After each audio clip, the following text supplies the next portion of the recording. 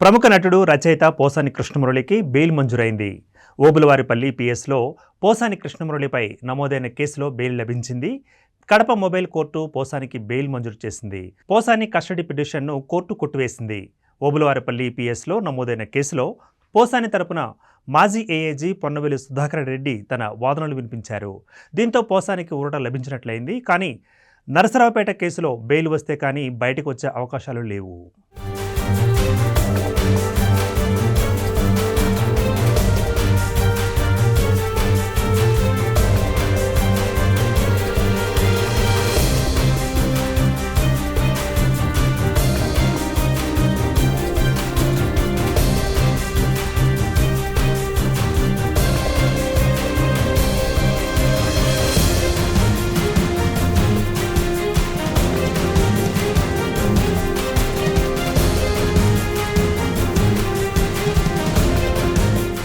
ప్రముఖ నటుడు, రచయిత పోసాని కృష్ణమురళికి బెయిల్ మంజూరైంది. ఓబులవారిపల్లి పిఎస్లో పోసాని కృష్ణమురళిపై నమోదైన కేసులో బెయిల్ లభించింది. కడప మొబైల్ కోర్టు పోసానికి బెయిల్ మంజూరు చేసింది. పోసాని కస్టడీ పిటిషన్ను కోర్టు కొట్టివేసింది.